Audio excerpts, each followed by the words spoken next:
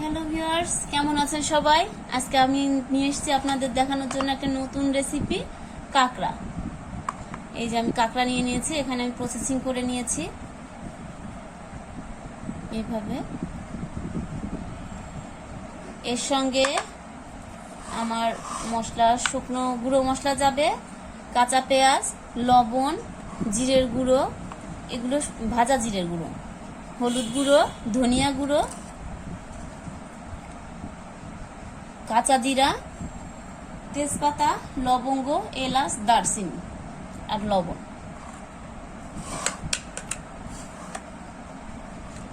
এইগুলো আমি ব্লেন্ড করে নিব। কেটে মরিচ, রসুন, আদা আর কাঁচামরিচ। ভিউয়ার্স, আমি কড়াই বসিয়ে নিয়েছি চুলাতে। আমার কড়াইটা গরম হয়ে গেছে, এখন আমি তেল দিয়ে নেব। আমার তেল দেওয়া হয়ে গেছে, তেলটা গরম হয়ে গেছে। এখন আমি এর উপর একটু কাঁচা জিরা দিয়ে দেব, সঙ্গে দেব তেজপাতা, দারচিনি, এলাচ, লবঙ্গ।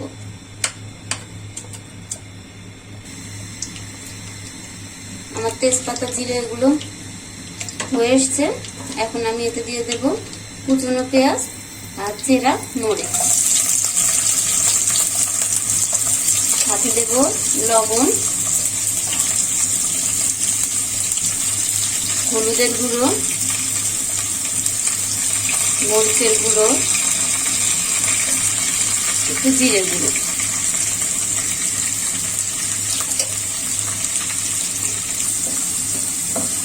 একটু হালকা ভাজা ভাজা হয়ে আসলে এবার আমি দিয়ে দেব আমার ব্লেন্ড করা জিরে, মরিচ, আদা, পেঁয়াজ, রসুন বাটা।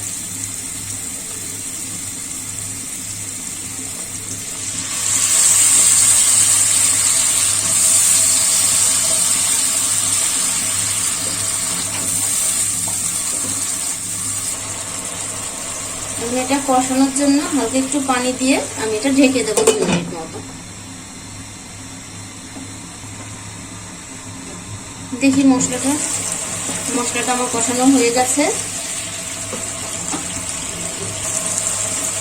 এখন প্রসেস করা কাঁকড়াটা আমি এর মধ্যে দিয়ে দিলাম।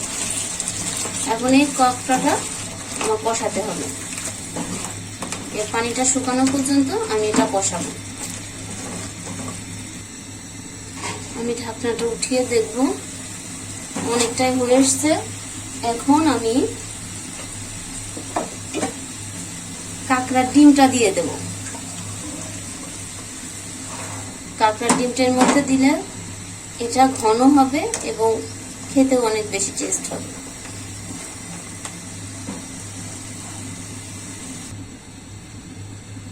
আমি 10 মিনিট পর এসেছি ডিম দেওয়ার। আমার এটা ডিম সহ সবকিছু দিয়ে কষানো হয়ে গেছে সুন্দর মতো। এখন একটু নাড়াচাড়া করে আমি এতে পানি দিয়ে দেব।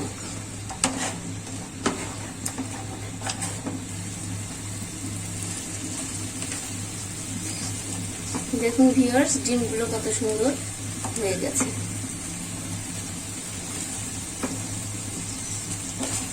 এখন আমি হালকা নাড়াচাড়া করে একটু পানি দিয়ে দেব।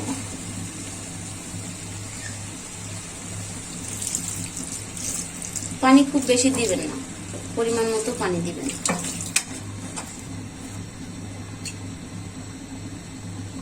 পানি দিয়ে দিয়েছি, এখন আমি এটা ঢেকে দেব। হালকা আছে 20 মিনিট রান্না করব। আমি 20 মিনিট পর এসেছি। আমার ঝোলটা অনেকটাই হয়ে গেছে। দেখেন ঝোলটা কত সুন্দর গাঢ় হয়ে গেছে। আমি এটা আর 2 মিনিট 3 মিনিট ফুটাবো। এর মধ্যে আমার লবণ, এই সময় পারফেক্ট সময় আপনি লবণ ঝালটা একটু চেক করে নেবেন। দেখেন আমার ডিমটা দেওয়ার জন্য ঝোলগুলো কত সুন্দর হয়েছে আর ডিমগুলো কত সুন্দর দলা বেঁধে বেঁধে আছে। আমি এটা আর 2 মিনিট একটু ফুটিয়ে নেব। আমি 2 মিনিট পরে এসেছি। আমার ঝোলটা হয়ে গেছে। এরকম হালকা হালকা ঝোল রাখবেন, না হলে কিছুক্ষণ পরে একদম এটা বসে যাবে। বসে গেলে তখন আর ভালো হবে না। এখন আমার কাজ শেষ, শুধু এখন আমি একটু জিরার গুঁড়োটা, হাতি জিরার গুঁড়োটা দিয়ে দেবো। এটা কিন্তু ভাজা জিরার গুঁড়ো। এটা দিয়ে আমি এখন জাল বন্ধ করে নামিয়ে নেব।